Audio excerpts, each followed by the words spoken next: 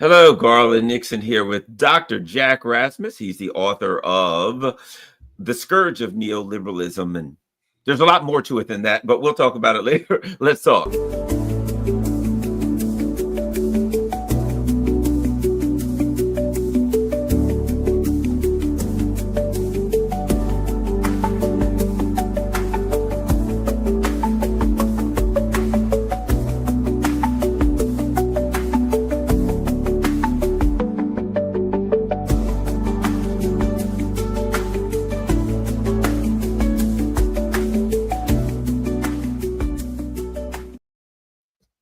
Dr. Jack Rasmus. By the way, I forgot. I know it's what is it? The Scourge of Neoliberalism from Reagan to Trump.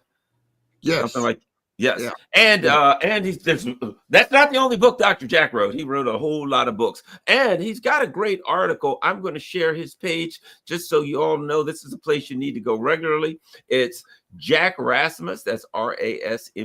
JackRasmus.com. Predicting the Global Economic Crisis. It is absolutely, he's got this great article. And the thing that reminded me, I should have Dr. Jack on all the time. He's really great and a good friend. But Dr. Jack wrote a great article called The Real Trump-Zelensky Minerals Deal. And Alexander Mercouris has been referring to that lately. So go to jackrasmus.com and check out The Real Trump-Zelensky Minerals Deal. We're going to talk about the minerals deal. We're going to talk about tariffs and all that kinds of stuff. Dr. Jack, thank you very much for taking time out of your busy schedule to spend a few minutes on my humble YouTube channel. Okay, let's get going. The Real Trump-Zelensky Minerals Deal. You know, it's very simplified when we hear it. They've got all of these, here's the discussion. Trump wants these rare earth minerals. China, they've cut us off with the rare earth minerals, and that we got to have them, and they've got plenty of them, and Trump wants the deal to get them. Now, the other part of it is the little more detailed is maybe they don't have quite as many as they're saying they do. Maybe they're in the Russian hands and they can't get to them. That's the kind of discussion that we're getting about the mineral deal. What do we need to know about it, Dr. Jack? Yeah, well, first of all, you got to know that this was originally proposed by Zelensky himself back in September.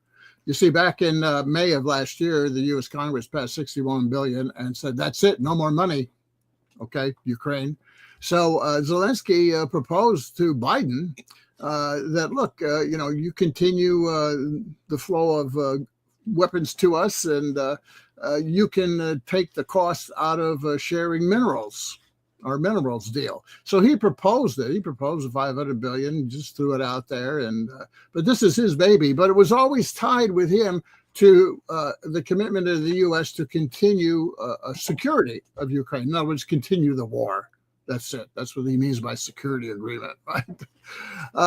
So, when Biden loses and Trump comes in, Trump says, hey, okay, we'll go along with a minerals deal here, because Trump looks at Europe, and Europe throws over the last 3 years only $150 billion into the pot to keep Ukraine afloat.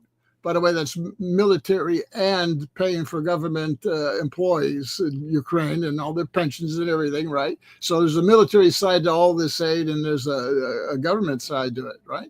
So Europe throws only $150 billion in, and that kind of been irking Trump. Trump says, Biden gave you $350 billion with no strings attached. The Europeans got a better deal. They paid $200 billion less, and they got a better deal. So we want our money back, right? He's saying we want to be able at least to recoup something ourselves. So Trump adds that element to this minerals deal that Zelensky raised, but he doesn't add the security agreement to it, right? Because if he gave Zelensky a security agreement, this war would just go on and on and on, right? I mean, it's a big black hole right now of money and people being killed. So that's the fundamental difference between them. Now, they go back and forth talking about this minerals deal, for the first month here when Trump comes in office, and they seem to have an agreement, except there's really no agreement by Zelensky without a security agreement to it. But he leads Trump and Rubio and Vance on to think that there's a deal here, right? When he knows there's really no deal. He wants to have the war to continue because that's how he stays alive and in office. Right? So 3 or 4 times before this meeting last Friday, both sides had agreed on a deal. Zelensky intimating, well, okay, maybe I'll, waver on this security thing. He misleads Rubio and Vance, who meet with him in Munich, right? That we got a deal. Okay, so then come on over here last Friday and we'll announce this big deal. Trump will look like he's getting money back, right? Because he's on this big campaign to raise funds here from different ways. Because the empire's in trouble, but that's another bigger question. We'll talk about that. So he's supposed to come, and as soon as Zelensky, as soon as he gets here, he lets it be known that he's not going to sign it now without a security agreement. So you got to understand, they go into this TV thing, hosting in the White House, and Trump and Vance are already pissed off, and Rubio pissed off because they thought they invited him to make a big deal, big photo op and sign this deal, and he's not going to sign it now.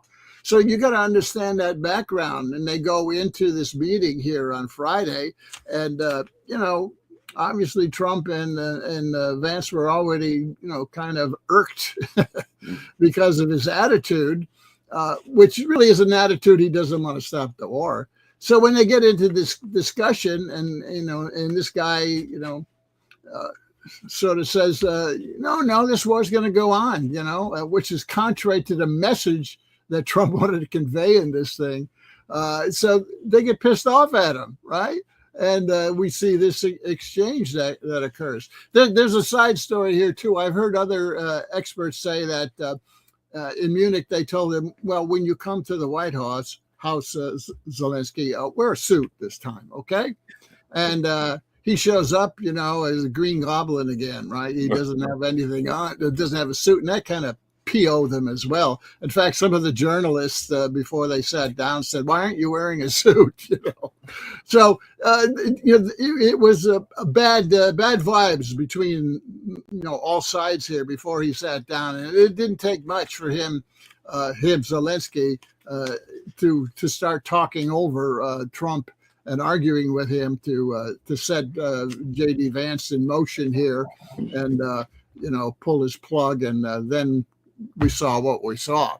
Now, he left, and immediately he didn't even go back to Ukraine. He went to London, right? Immediately. And he gets these big hugs, from Starmer and all these guys.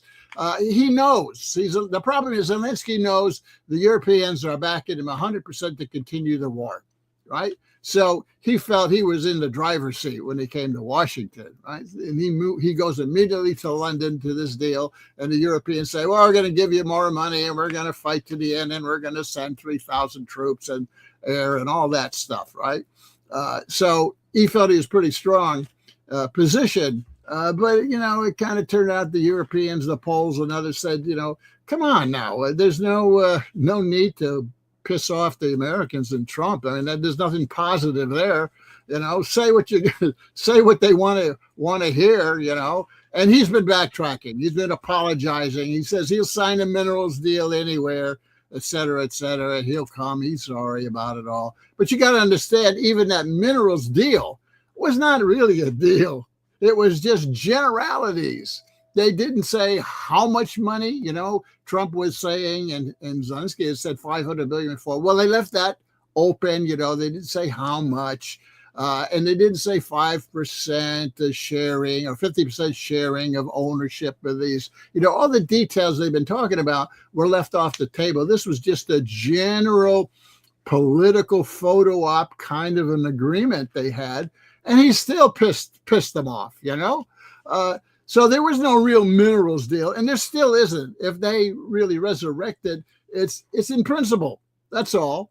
And what's it going to be used for? Let's say it goes through, What's it going to be used for? All this talk about, redeveloping Ukraine afterwards, after there's an agreement and so forth, right? And you got to understand that Trump is kind of pissed off with the Europeans because they're sitting on somewhere between 260 billion and 330 billion in Russian assets. It depends who you talk to.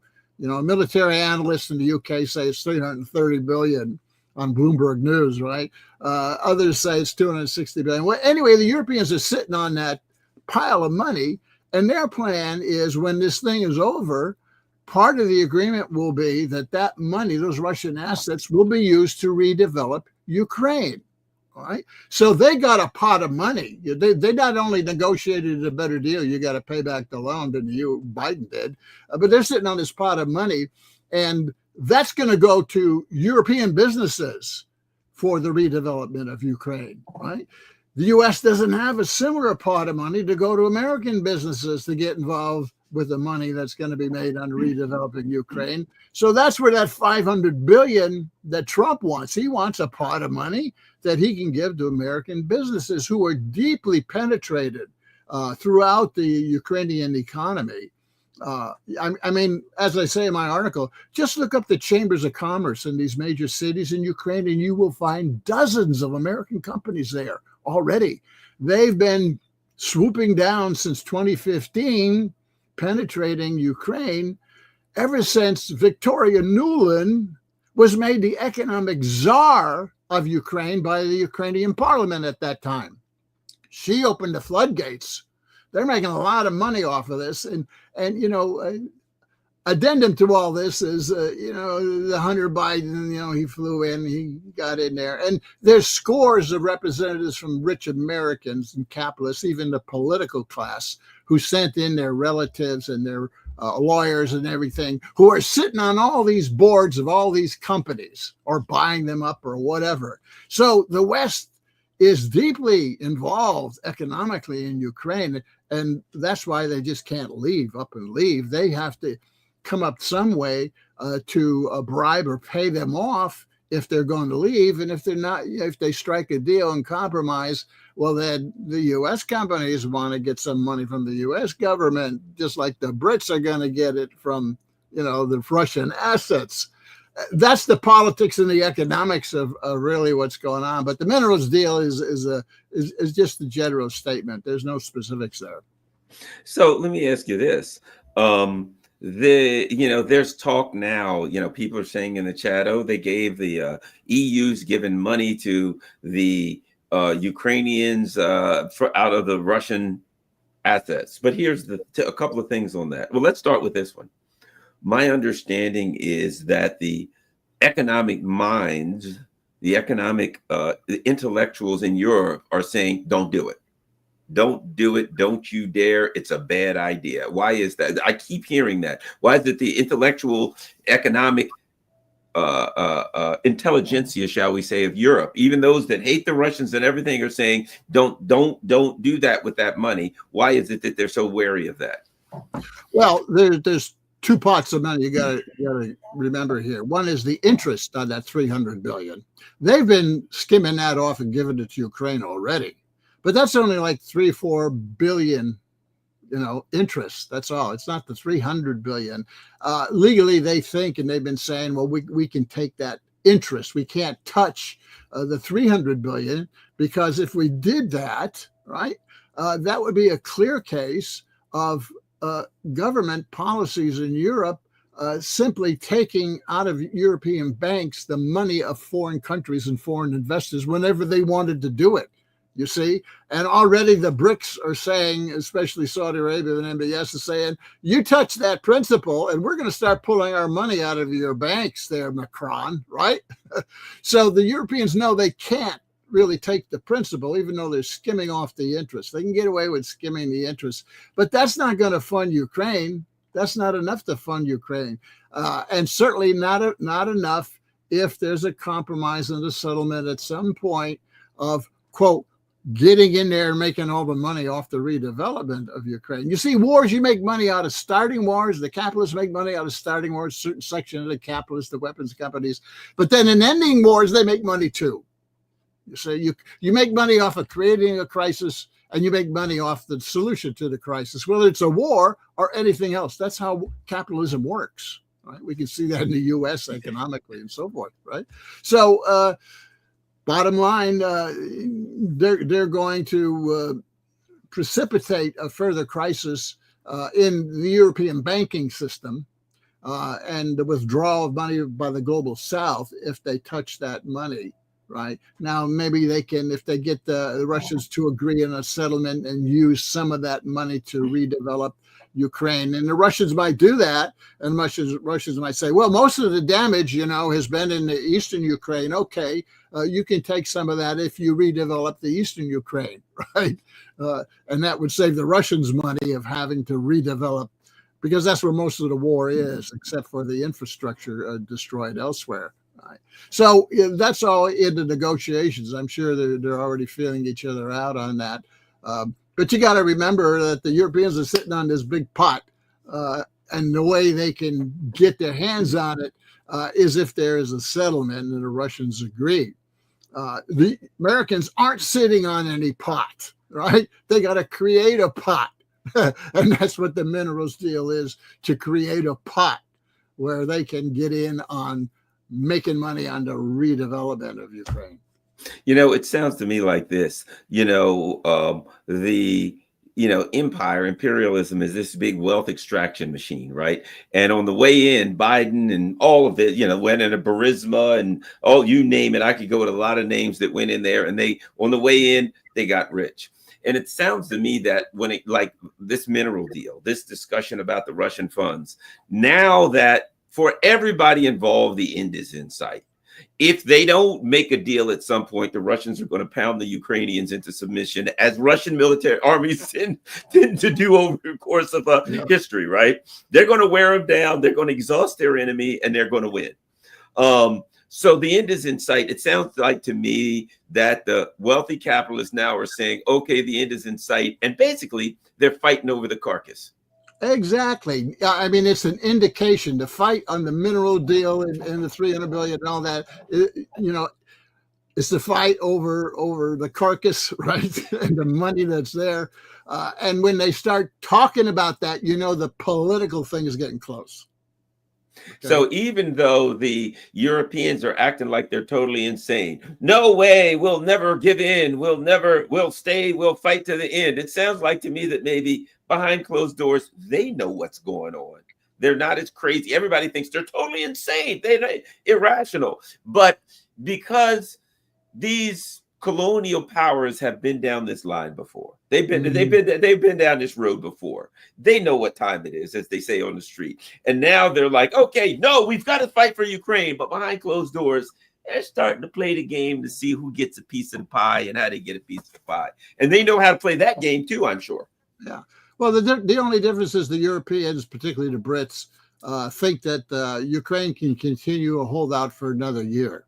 And then in 2026, there'll be the settlement. They want to keep the war going for another year to try to improve the terms of the agreement, because now the terms are going against them, and they can go against it pretty quickly. I've been predicting here that the Ukrainian army will collapse by the end of summer.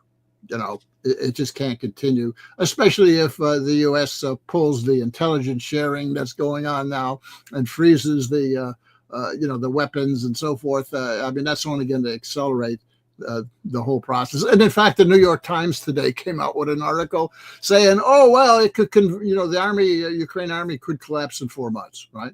Well, thank you, New York Times. You won't run any of my articles. I told you that 6 months ago, right? And reaffirmed it here since Trump was elected. I would imagine that, look, there's a lot of oligarchs and there's a lot of crooked characters in Kiev. I would imagine there's a conversation going on in Kiev that some of those people are reaching out. You know what I mean? That some of the oligarchs, some of the shady characters in Kiev are starting to set up the machine to keep their money, to maybe provide information to somebody in return for being let off the hook for some deed. That they're starting to play the game. Yeah, well, a signal of how close they are to all that is, when Zelensky ran to try to crash the meeting in Riyadh here, between Russia and the Trump folks, right? He flew down to United Arab Emirates, right, the UAE, right? And he was going to crash from there. Well, he flew down there to sign a country-to-country treaty and agreement with the UAE and Ukraine on electronic fund transfers between the two countries. I mean, that's the signal. Yeah, they're ready to move their money out, I always bring this up. When Afghanistan crashed, the president, his name was Ashraf Ghani. And the infamous story is when he was driving to the plane, suitcases of money was falling out of vehicles. He had 160 million in cash. He got on a plane and he flew to the United Arab Emirates. I think that's where old puppets go. Where do old puppets go? To the United Arab Emirates. Yeah. What a shock. They'll protect your money there. The money is safer there than it is in Cyprus or Switzerland, you see. That makes sense. Let's talk about tariffs. It seems to me that Trump has a mindset on tariffs that there's a particular old president whose economic scheme that he feels period that he feels that he can bring us back into. Seems to me that Trump has a plan and all he talks about is tariffs, and tariffs are at the center of his economic plan, as it were. What is his economic plan as you understand it? What are these tariffs about? How do they play in, and why will it or will it not work? Okay, well, you gotta understand that Trump is pumping up tariffs as a kind of lodestone for all that ails us economically, right? That's right. The centerpiece, right? Why is he doing that? Because if you look at his first term, tariffs were successful in producing more revenue income. The tariffs against China in the first Trump term were really about trying to slow China down in terms of developing AI and quantum computing and next generation technologies, military and so forth. Totally failed. He totally failed in that. He succeeded in getting China to agree to allow U.S. banks 51% interest in China operations, right? He got a little bit of agriculture sales out of it, right? But he did get a lot of revenues out of that. That was successful, and so successful that Biden just continued those revenues, right? That's part of both parties' economic war with China, right? The tariffs. Okay, so he comes out of that first term, and tariffs look pretty good, and then he figures out, if I hit everybody with 25%, well, how much is 25% of $1.5 trillion? There's really only four sectors of the global economy that the U.S. is producing any real exports and imports with, and that's Mexico, that's Canada, that's China and Asia, and Europe, right? So that's where he's going to levy his 25% or whatever it is. It's in flux, right? But the whole idea is to generate revenues. It's really not about, a trade balance, that's secondary. It's revenues, and it's also political. Because tariffs, as he's using them, is a political club on certain countries to stop the immigration flow, right? Probably, especially from South America and Central America, right? And to browbeat Europeans or whatever. There's a political objective with tariffs, and that's what he's using, right? First thing he did in his talk yesterday was take a victory lap over the immigration at the border. I mean, it virtually doesn't exist anymore. The Democrats for so long were saying, we can't do anything by executive order. We got to wait for legislation, which is not true. We see what he's done already at the border. That's one area where, you have to admit it has had some success, but because he threatened Mexico, you see, and he threatened Panama. And he's even threatened Canada, although the immigration is not that significant from Canada. So there's a political purpose to tariffs, just as there's a trade balance purpose, not that important. revenue, big important, and also tariffs longer term are really designed to force American companies that have offshored for 45 years now to come back to onshore, and that would increase theoretically investment in the U.S. and create jobs and so forth. But that's a very long-term thing. Reindustrialize, in other words. Yeah, onshore and reindustrialize and so forth. I don't think it's going to succeed. Trump's been giving these big announcements from several companies.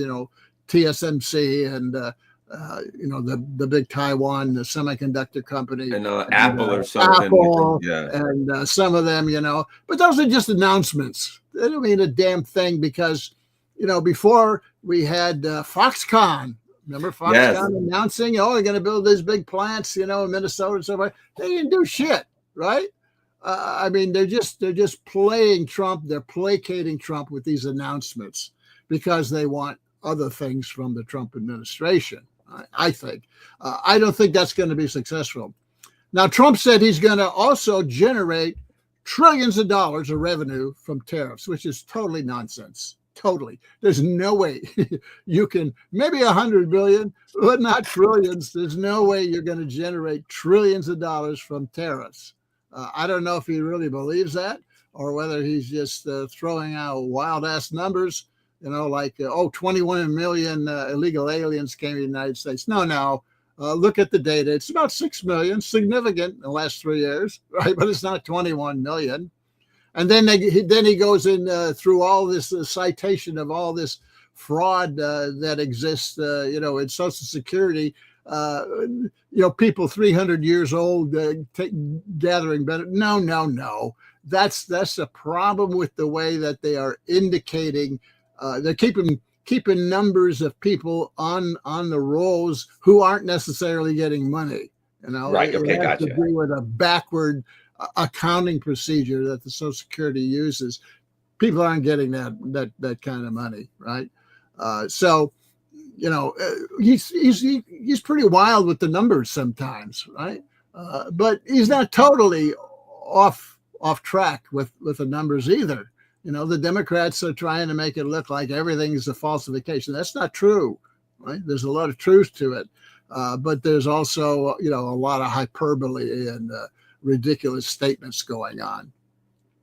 Let me ask you this. My understanding is the tariffs are paid at the port of entry, right?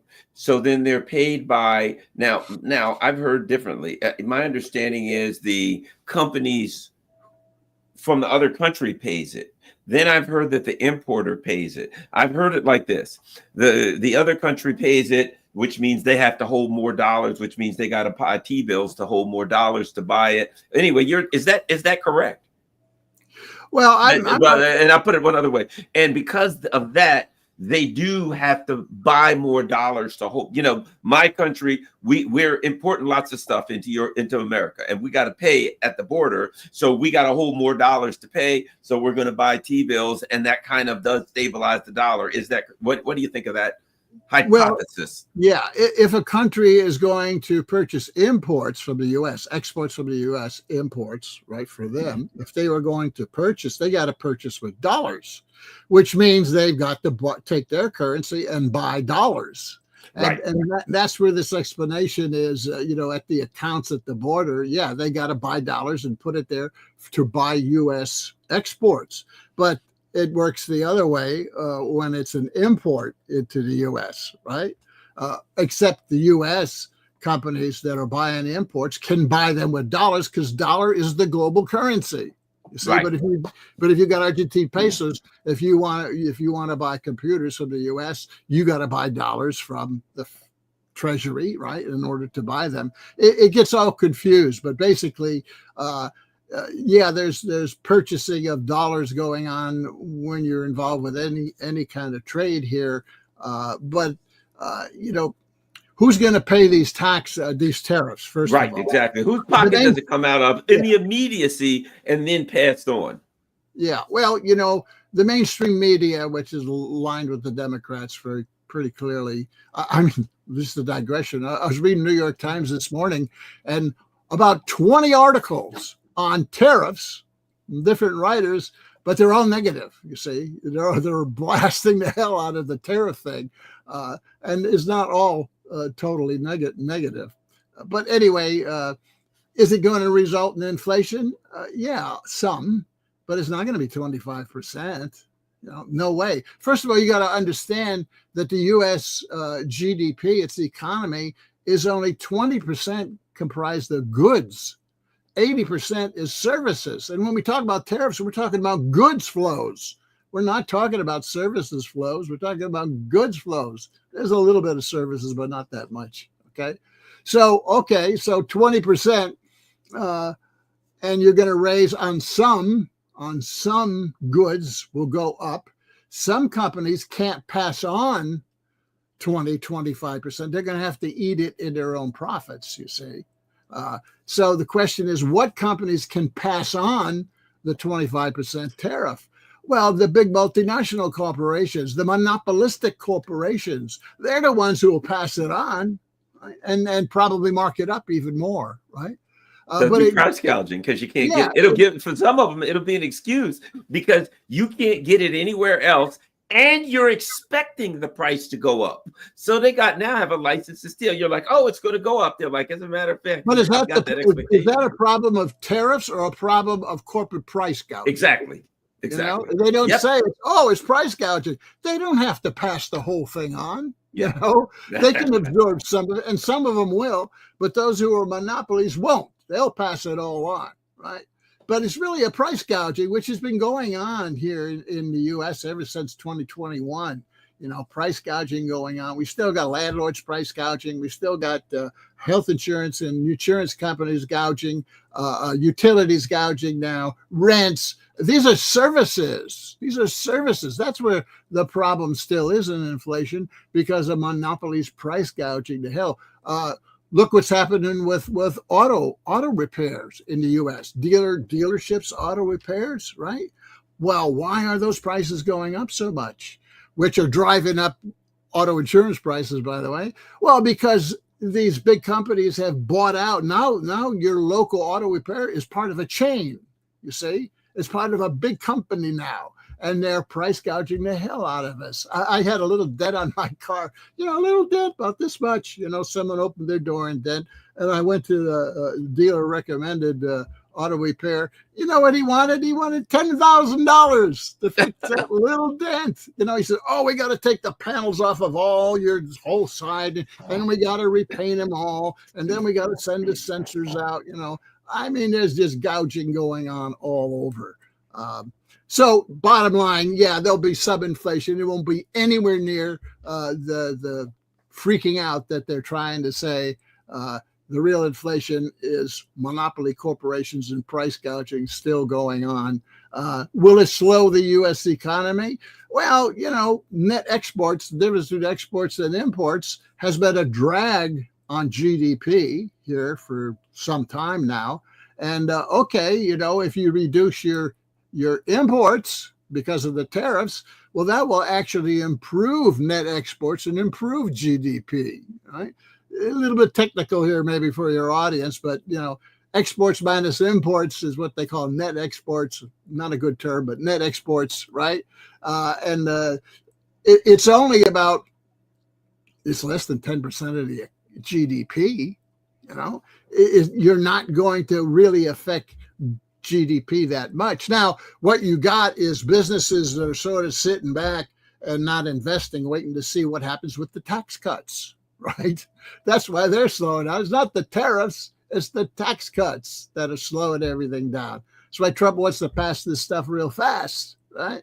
And then, of course, so you got a slowdown going on there because the government spending in the short term is pulling back. You got a slowdown because business investment is waiting to see what's happening. You got consumers now who are slowing down because of the layoffs going on in the general economy, not just the federal government, right? But now in Trump's tax proposals, you have $1 trillion and working middle class tax cuts. Whether they get passed or not is going to be interesting. that will stimulate consumption and stimulate What are those tax cuts? Well, I know one of them. Let me ask you no this. tax on tips, no tax on tips, no tax on overtime pay. The biggie, worth 500 billion over 10 years, is let's eliminate taxation on Social Security benefits. That really changes the game, doesn't it? Oh, yeah. By the way, that was Reagan who instituted that back in the 80s. And, you know, I don't hear the Democrats applauding that at all. You would think the creators of Social Security would say, yeah, reverse that Reagan policy, let grandma and grandpa not have to pay taxes on your Social Security benefits anymore. Let me ask you this. What is there's other elements there as well. Sir, go ahead. Go. Continue. Trump just did announce too here for the first time Monday night, saying that he wants to make interest on auto loans tax deductible. If you buy them in the U.S., if you buy American vehicles. If you buy American in the U.S. He also wants to raise the SALT, in other words, local taxation, state and local taxation, deductible from 10,000 to 20,000.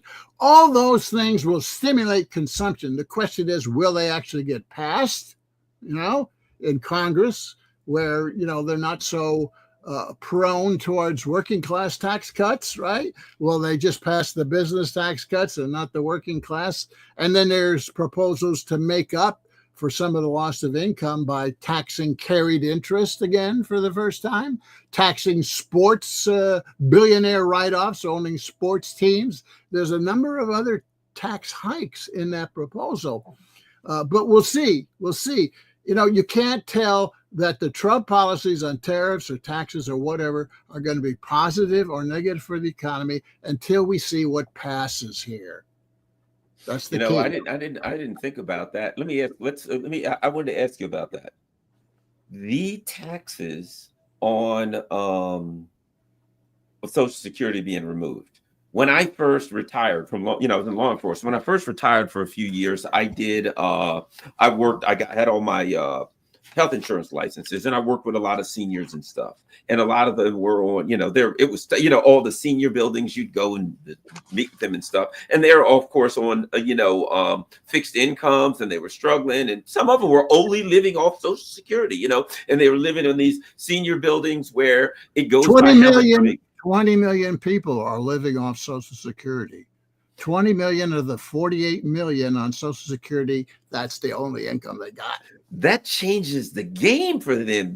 How much more are they looking at getting? What percentage are they being taxed? Well, if they remove the tax on Social Security benefit income, that will generate, and I'm looking at the numbers now from the New York Times on February 18th, $550 billion of potential spending injection into the economy.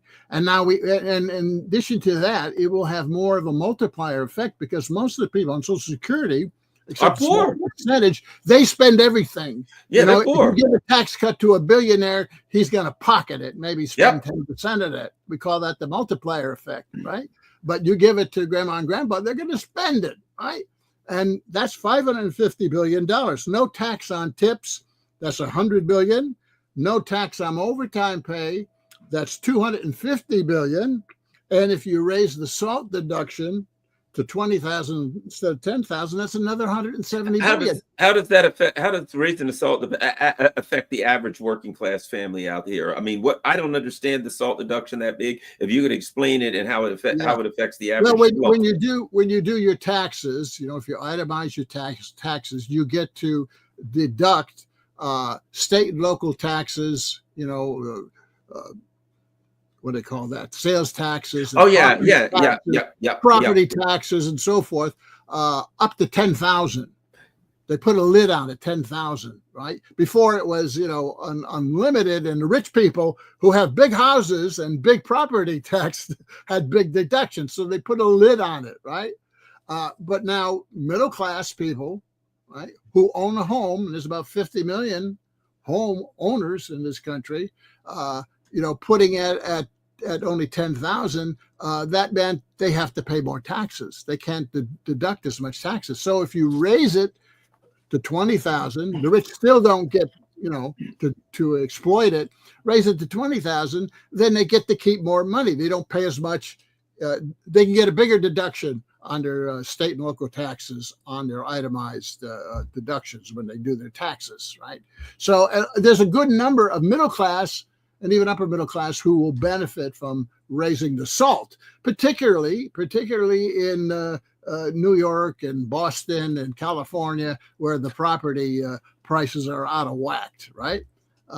So yeah, 170 billion. I mean, add it up: 170, 250, 100, 550. That's over $1 trillion in consumer tax cuts.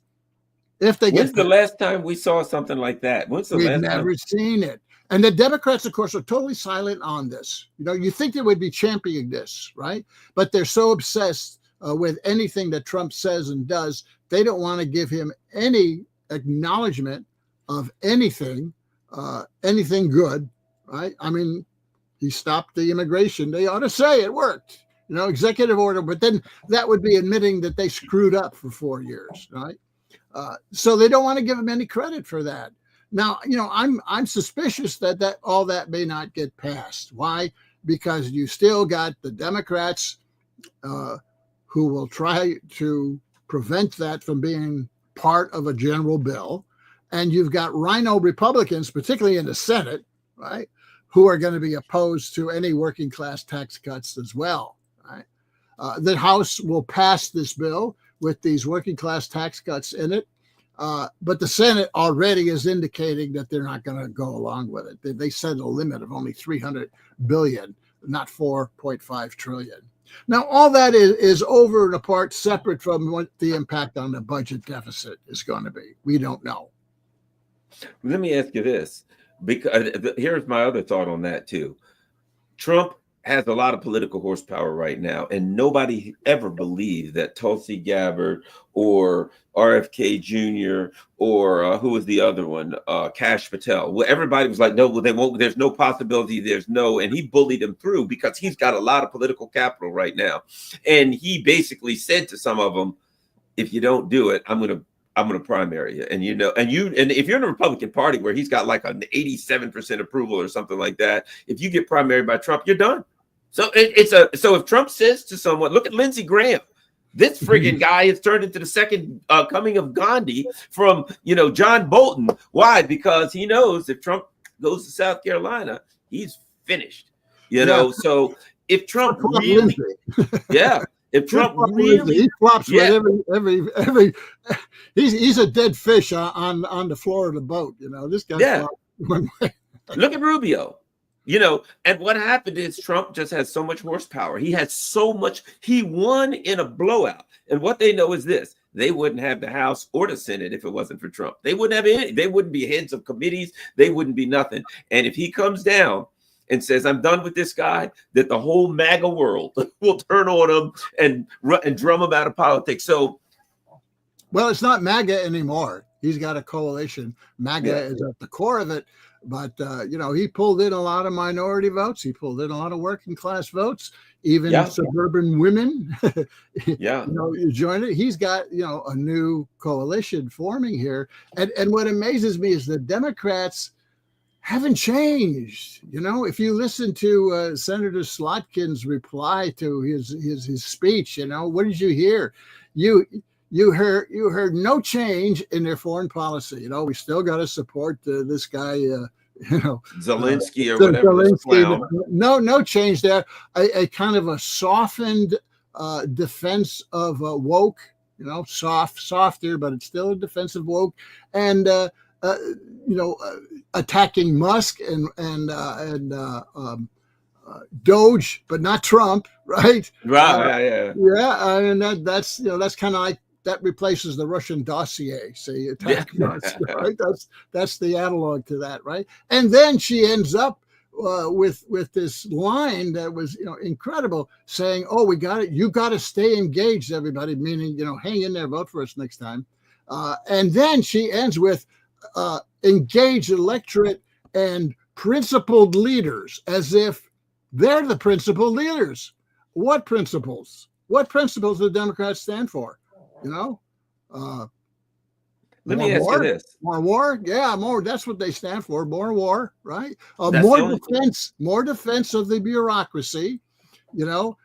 And are they democratic? Well, there was lawfare, there was ballot denialism, there was manipulating their own primaries twice. I mean, the Democrats are not democratic any more than the Republicans are democratic, right? But, you know, it was really disgusting to listen to that. Not one alternative program proposal was raised by Slotkin. Not one. These people are still rudderless. They're still out in the wilderness. And if they don't get their act together, they're going to be toast in 28. If Trump gets the middle class tax cuts through, which you would think he wouldn't based on past politics, but based on, like I said, when he got RFK Jr., Kash Patel, and Tulsi Gabbard through, which everybody who has been paying attention to politics at all for the past 25 years said there's no possibility. And there was no possibility he would get them through, and he forced them all through. So at this point, Trump could get a ham sandwich through the Senate if he wanted. Let me ask you this. This is important. Okay, I know that Congress has the power of the purse for tax dollars. Let me ask you this. Let's say these tariffs come in, and let's say, just say $100 billion in tariffs are paid. That goes to the Treasury. Does the executive branch have control of that, or is it still the power? My understanding is the executive branch has a different kind of control of that as opposed to, how does that work? Well, the way that works is they pass legislation, then the Congress has to pass what's called authorization legislation. That's where the money is, you see. They got to authorize the money after they okay the bill, right? But once it's authorized, then the executive branch can spend that money. Now, they have to spend it the way Congress defined it. You know, you get into murky constitutional waters or where you start moving the money in between, right? Although that's done quite a bit as well. But they got to spend it, right? Once it's passed, or the executive gets to actually disperse. The money that's for tariffs that goes into the Treasury, is that in the same pot as the tax dollars or other dollars? There's not a different, the executive branch doesn't have a different ability to allocate that or control that. No. Now there are some areas of the budget that's called mandatory spending. Right. Yeah. To keep it up, we're talking about discretionary spending, right? Right. And you got to realize that there's a separate pot. There's a separate pot that goes from the payroll tax into the Social Security Medicare fund. Right. That's not part of the budget, by the way. Right. Social Security Medicare has nothing to do with budget deficits or whatever. It's a total separate pot. So all this talk about, we got to cut Medicare and Social Security to balance the budget, that's just bullshit. And for political consumption, it has its own funding. And if there is a shortfall, all it takes is a little tweak to the Social Security financing arrangement that solve all the problem with Medicare and Social Security benefit. Just a little tweak. All you got to do is raise the cap, on Social Security, the amount that you pay, working class, middle class pay the whole year long. But once, you reach a certain amount of paying into it, if you're rich, you get a Social Security tax cut for the rest of the year if you make over, a certain amount of money, a couple $100,000, whatever. Just raise that. Make everybody on their wage income, salary income. We're not even talking about income from bonds and stocks, That's capital income. We're talking about wages and salary, earned income, right? Just eliminate that cap, and hell, you got enough money for 75 years. And then some. It's an easy solution, but they want to keep it looking like it's, it's really a bad situation. And they do these silly extrapolations, There's no crisis of Social Security. There really isn't, right? There's a crisis on the budget deficit, the $2 trillion. But why do we have that crisis? Military spending, right? Well, I'll give you the figures here. In 2001, the national debt was $5.5 trillion. Now, the deficits, think of them as accumulation of deficits every year adds to the debt. If Okay, you have gotcha, a deficit of 2 trillion, it'll add 2 trillion to the national debt. Okay, so back in 2001, $5.5 trillion. Okay, when Bush left office, it was almost $10 trillion. So he doubled it.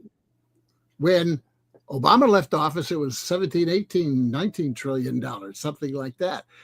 When Trump 1.0 left office, it was 7.2 trillion more. When Biden left office, it was 7.6 trillion more. Now, why? Why? Tax cuts. One, tax cuts. We've cut taxes since 2001, $17 trillion in tax cuts. Okay, so there's 17 trillion of your 36 trillion right now. We've spent on wars in the Middle East, particularly, $9 trillion. 17 and 9, there's 26.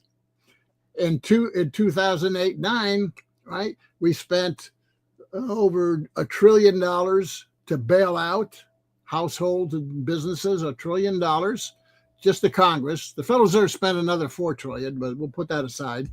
$1 trillion, right? And when we had 2021, okay, we spent in 2020 3.1 trillion. And then when Biden takes over, we spend another 3.7 trillion. So you put 6.7 trillion or whatever on top of the 26 trillion. You got your whole thing. Almost 30 trillion. And the rest of it is interest on the debt and price gouging of the medical system. Okay. There's your damn deficit. And studies show that 60% of your deficits are due to insufficient taxation. Not only the tax cuts, but the fact that we've had such chronic low growth since 2008, about 2/3 of normal growth, that hasn't generated the tax revenue it used to. So low growth, 17 trillion tax cuts, 60% of your deficits right there. Okay. And the rest is throwing money away in wars. Pentagon. I mean, how much are we spending on defense now? About 1.3 trillion a year. 900 billion alone to the Pentagon, but that's not the whole picture of what we spend on defense. You got to throw in the energy department, because all the costs of the military, the biggest purchaser of oil in the world, comes out of the energy department budget, not out of the Pentagon. There's atomic energy develops all the nuclear weapon systems. There's veterans, past wars, right? There's Homeland Security. There's the secret armies of the CIA and the State Department. You put them all together, we spend $1.3 trillion on defense. Well, we can't keep doing that. We can't keep these tax cuts.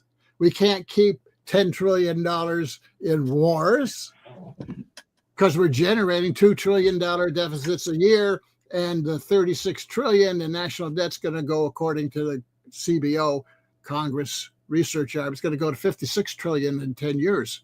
We're spending $1 trillion in paying bondholders because, that $2 trillion deficit, where do you get the money for that? Well, the Treasury and the Fed issues Treasury bonds, and they sell those to get that money to spend the deficit amount.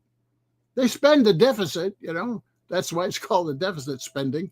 Right? Where do they get it? They issue bonds. Well, if you issue bonds to the rich people, including forwarders and banks and so forth, 1/3 of our debt and our issue of bonds goes to foreigners, you got to pay them interest, right? And if your interest rates are at 5-6%, as they were since 22, well, then you get a big interest bill. And that's at $1 trillion a year. Defense, 1.3 trillion. Bondholders, 1 trillion, right? The empire can't afford the empire as it's structured. This is one of my main points coming out in my next book, The Twilight American Imperialism, later in the year. What we're seeing now, you got to step back and look at, what's going on domestically, DOGE and all that, and what's going on with the war and the U.S. foreign aid cut and all that stuff. This is all about the U.S. empire realizing that it cannot maintain the empire structured the way it is. It's too costly. They can't afford it. They got to cut costs. They know it. And that's why you see, all the moves with Ukraine and all the moves pulling out of NATO and all the U.S. aid, endowment for democracy and 800 bases and all that. They're pulling that money back. Now, they'll spend a lot of it on new weapons because they're behind. They're behind on drone weapons and hypersonic missiles and everything. So they're going to spend some of that, on weapons, but they're looking for cost savings of what's not productive for the empire anymore, right? And they're looking at it domestically as well. We got to cut out some of, all this excess fat we have in government bureaucracy, because it is full of excess fat.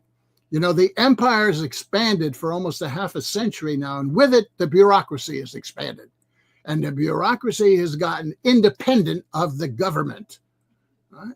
Government is who we elect. The state apparatus is the bureaucracy. They don't change, and they've been building up their influence and their control of money for 50 years.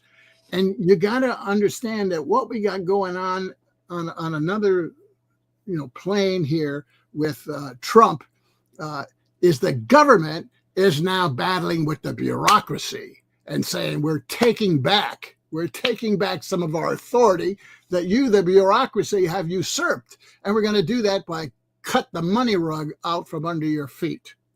So we've got a classic government against the bureaucracy going on. Now, you usually only see that in revolutionary situations, where the masses rise up and they take control of the government, but the state is there, and you got to do something about that state because it will crush you eventually if you don't.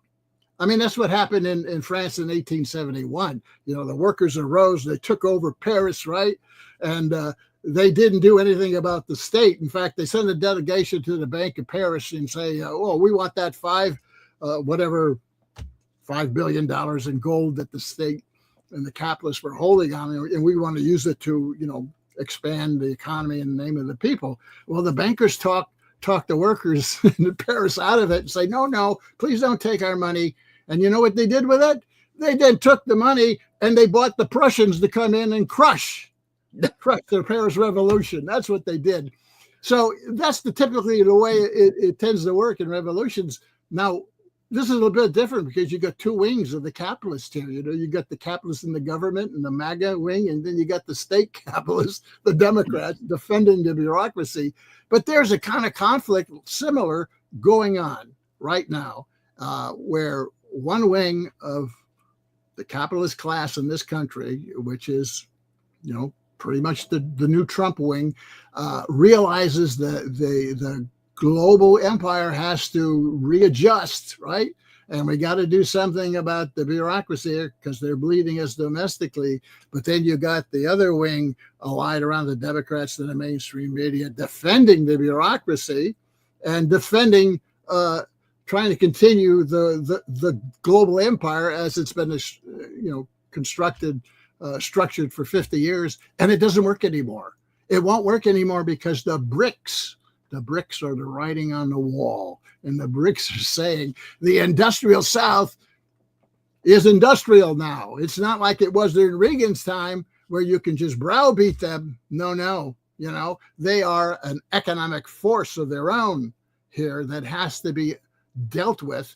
And that's, I think, behind what Trump is trying to do. He wants to put the Ukraine thing, which isn't in American interest, the Ukraine war. Maybe the Europeans have that fantasy, but the Americans are saying, no, that's not our interest. Is we better do something about the global South, that they're going to eat our lunch.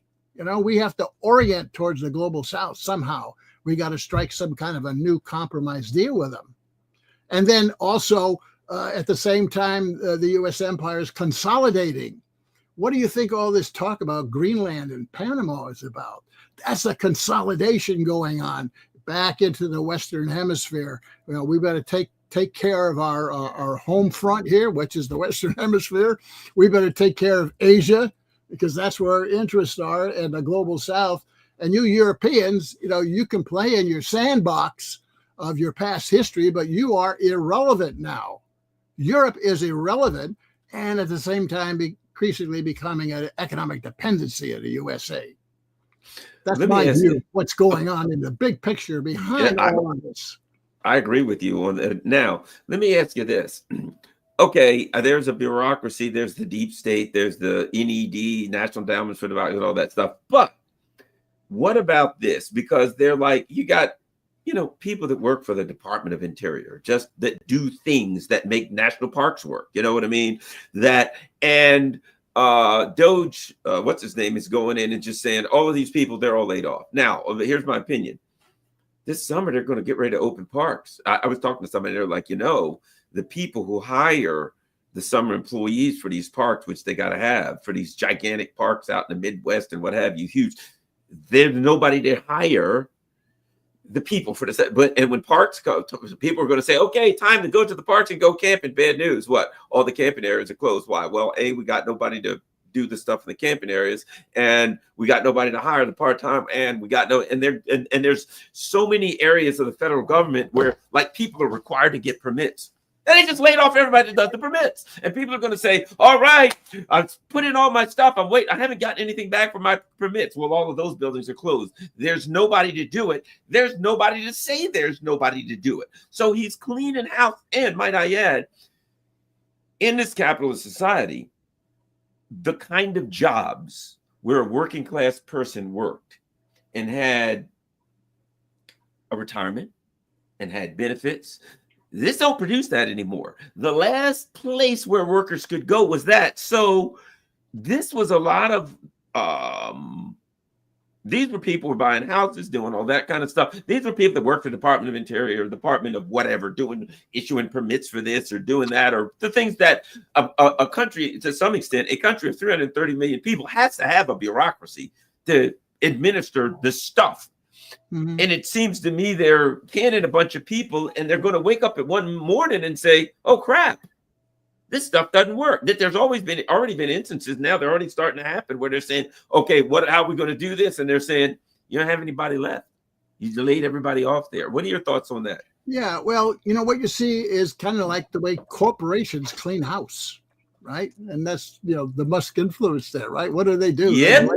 They clean house, they lay the shit off at the end of the year, cut their costs down, and then, beginning of the year, well, we went too far, let's hire some back, right? Yes. It's the same strategy. It's a corporate strategy. And you also got to look at it from the perspective of neoliberalism. And neoliberalism, pretty much entrenched itself in the 1980s. What happened? The private sector, workers in the private sector got devastated in a whole number of ways. They offshored to good jobs. They created low-pay service jobs, part-time jobs, temp jobs. They cut pensions out, good pensions, replace them with 401ks, which are worthless, right? And they did a whole number of other. They destroyed the unions in the private sector. They really devastated the hell out of working class, tamed the hell out of it, because that's what neoliberalism was about. Neoliberalism was resurrecting American capitalism after the crisis of the 70s. It was a very class-based policy. It was whack the working class, whack the unions, whack the social movements domestically, and whack your capitalist competitors, Japan and Europe internationally. And it worked. And they bought themselves an expansion of the empire for 4 more decades. But they devastated the private sector. Right. Now, they didn't devastate the public sector. You see, those workers still had good pensions, and they still had some job security and benefits and so forth. I see this as, okay, now we're going to go after the public workers. We did a trip on the private sector. Now we're going to do it on the public workers, where, we're going to slash and burn. And okay, so we may have to hire a few people 6 months from now to open the parks again. But we were not going to hire as many of them. And they're not going to get paid as much, and there's good benefits, And you know what else? And we'll say, well, we don't have time to do it. Let's bring in a corporation to outsource them. Bring in all its contractors at half the price, and our corporate buddies. Our corporate buddies will get twice. It will cost 3 times what it would have a guy to handle the canoes, but 2/3 of it will go to some corporation who outsources. No doubt it's going to be subcontracted and low wage and so on and so forth, and they'll destroy the pensions and everything, And of course, they started with the federal workers first, right? Because they have more power over the federal workers, right? This is austerity. austerity, which is part of the cost cutting in that big picture I described. Now, Obama did the same thing after the crisis of 2008 and 9. He cut tax cuts and increased spending, when the crisis began in January 2009 by $787 billion. In other words, he put $787 billion into the pockets of people because the economy had collapsed, right? In August of 2011, he agrees with the Republicans to cut 1.5 trillion. So he gives $787 billion, and then he cuts 1.5 trillion. 1 trillion of social programs, 500 billion for defense, which they never implemented, right? Of course. So he took with one hand and he gave back with the other. He gave with one hand, took back with the other. Same thing's going on now. This is, in a sense, a response to what happened in 2021 with the second crash here that we've had, right? They put $6 trillion into the economy to keep everything from collapsing. And, people, who knows what people would have done, right? Revolution. They did it to stop a revolution. Yeah, right. Well, now they're taking it back, right? This is what the capitalists always do. After you're in a crisis, they got to throw some crumbs at you. They will take it back and then some afterwards. That's part of what's going on too right now. But you got to add on top of that this government versus the state bureaucracy thing going on, the empire in crisis going on, funding the empire in crisis going on. You got to understand that the Democrats used the bureaucracy legally against Trump, and now Trump's going to reverse it on him. He's going to use it on him, and this is a crisis of democracy going on, right? Both parties are participating in driving the atrophy of democracy in this country, right? And they're just switching, taking turns doing this, and they're cutting a rug out from under it as they go for the last 2 decades.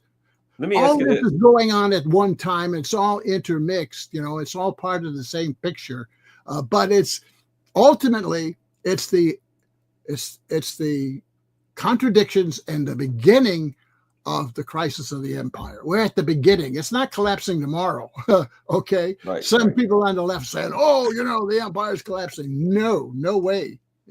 You got to understand where the real power is and never underestimate your enemy. When I was in the union movement a long time negotiating, leading strikes and so forth, the worst thing you can do was to wishful think that your opponent was weaker than they actually were. You got to really hard understand what the relationship of forces are here. The Democrats don't understand that. But all this is going on at one time. The empire's not crashing. It's not collapsing, but it is entering a period, and in my book I talk about this, of intensive contradictions as never before, and almost impossible fiscal restructuring it's got to undertake. I don't know that they can actually pull it off. I don't know that if Trump implements these tariffs and these taxes and these layoffs and DOGE and so forth, it won't set in motion a series of independent developments that he loses control of. That could very well happen. Let me ask you this. Furthermore, when they cut all of this government stuff, doesn't it force it down to the states, and then the states get pushed into a fiscal crisis? And isn't that part of the plan? Yes, absolutely. That's the education department issue. He wants to disband the education department, save all that money in the budget, right, for tax cuts and whatever else, but he's just throwing the function onto the states to somehow you guys figure out how you're going to fund it. It's your problem again, right? Jimmy Carter created education department and all the federal money started flowing in. And by the way, it's the primary reason probably why we have 1.7 trillion in college student debt, right? The colleges and universities and bureaucrats and the colleges just jacked up the tuition and everything and stole all that money being funded from the education department and charged the kids $30,000, $40,000 a year for a 4-year college degree. And it's out of whack, totally. Right? In fact, what I read was somewhere, I don't know how true this is, but half of the people, students with student debt, during the 2021, the student debt payments were suspended except the interest accumulated still. Right. But they were suspended. From what I've heard, only half of them have started repaying again. Half, and what do we got? I think we got like 40 million people with some kind of student debt. So we got tens of millions of people who can't afford to pay the student debt anymore. But this is part of the education whole system was grabbed by the capitalists, particularly the bankers, and they're making all the money and they don't want to kill the golden goose. And of course, the administrators hired all kinds of administrators and gave themselves $1 million salaries and pay football coaches $6 million. I mean, this is stupid. This is out of whack, right? But the cost of all this now is going to get dumped onto the states. And it's going to cause fiscal crises in the states too. Well, one last question, and that is, a big part of this seems to be because Trump says, I want to bring shipbuilding back, right? Okay. Or, which it's just as I thought, he wants to reindustrialize. Here's the problem I see. Because of neoliberalism, you're preying on the working class. You're sucking them dry of every penny you can get. Every penny they make comes back. You're dragging it. Okay. How can I open a factory and pay the workers what it would take for them to pay health insurance, to pay some ungodly rent? For God's sake, you've been looking at a car, a Toyota 4x4 now is, a Toyota 4Runner is like 50 grand, right? I mean, but just playing that average car, 40s.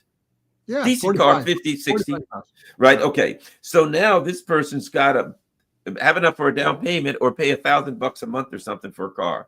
They got to pay $3,000 for rent. How can we reindustrialize when the amount that it would cost to pay workers in order for them just to live an average life would not allow us to compete with a country like China, who has lower prices, price controls, reasonable cost for things, education that you don't have to pay out of the yin yang for, all that stuff?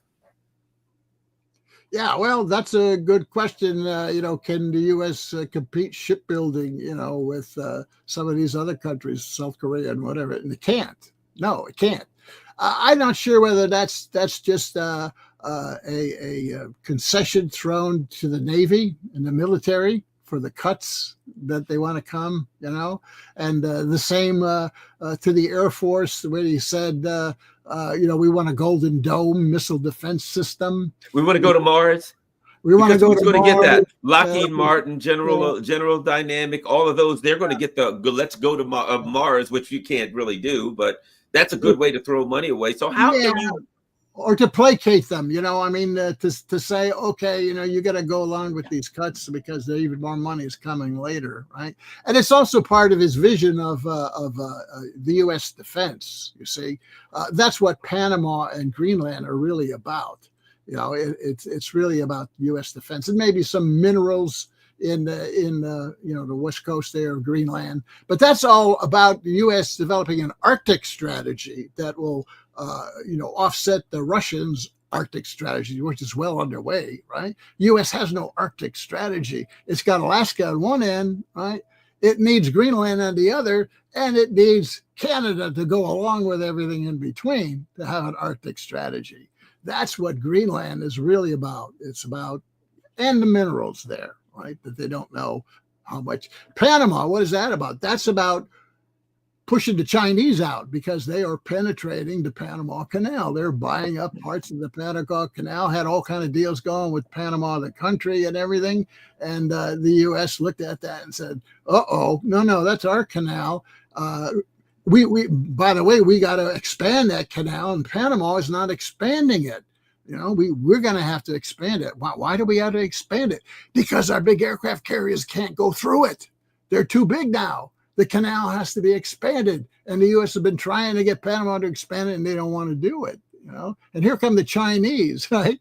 That's why we just got an announcement yesterday of BlackRock buying up the ports on both ends of the canal, right? That's the beginning of taking back the canal, at least functionally, economically taking it back.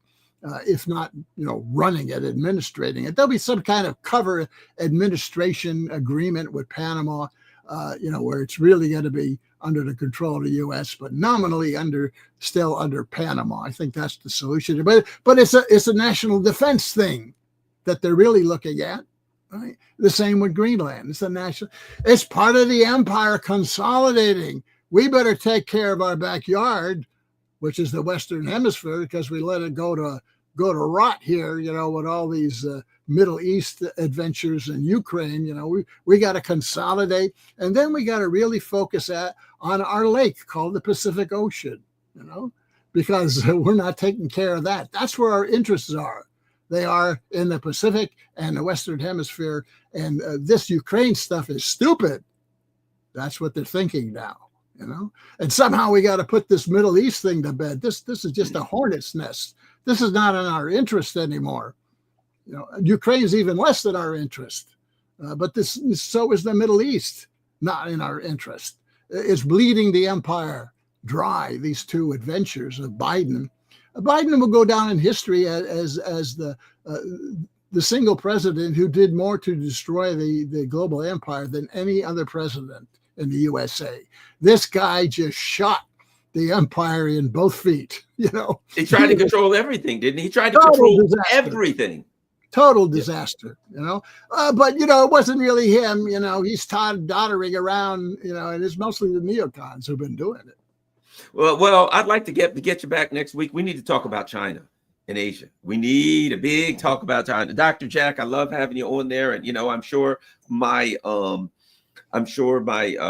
the people in the chat, they really enjoyed it. I learned a lot, and I really appreciate that. And I appreciate the honesty that you give us, the straight shooting that, hey, look, this is what Trump's doing. This is what'll work. This is what won't work. It's great. I learned a lot, and I really appreciate it. We learned about Trumponomics. And we'll talk to you soon. And everyone, let me show everyone where they need to go before we go here, because you can keep up with Dr. Jack right here. There we go. It's jackrasmus.com. There's Dr. Jack, and predicting the global economic crisis. And let me tell you, there's his radio show right there. You can follow him on Twitter. There's his book, The Scourge of Neoliberalism, all kinds of great articles, all kinds of good stuff. So go to, isn't that another one of your books? Is that, the central bankers at the end of their rope, Looting Greece by Dr. Systemic Fragility in the Global Economy, Obama's Economy. There we go. Epic Recession, Prelude to Global Depression. Boy, you got a lot of good stuff there. Book after book by Dr. Jack Rasmus. Go to jackrasmus.com, and you can always figure out what's going on. You can follow me on Twitter at drjackrasmus. That's where I comment 4 or 5 times a day on events of the day. Events of the past week I cover in my radio show, Alternative Visions on the Progressive Radio Network, Fridays at 2 p.m. And then the longer articles and interviews, posted here on my blog, jackrasmus.com. Yeah, and I see them all over the place also. Thanks a lot. And I guess everybody sees now why Alexander Mercouris was referring to Dr. Jack Rasmus. He's a guy that, he's been hiding, not really, but to a lot of people on YouTube, he's been, running under the radar, but he's probably one of the best out there. Thank you very much, Dr. Jack. We'll talk again soon. Everybody, don't forget, share this on all your social media platforms. Subscribe. You see the little join button if you can afford to join. Also, PayPal, buy me a coffee, Patreon, if you can afford to help the channel, that's highly appreciated. If you're not, who cares? Save the money for your family, and share this on all your social media platforms. We're out.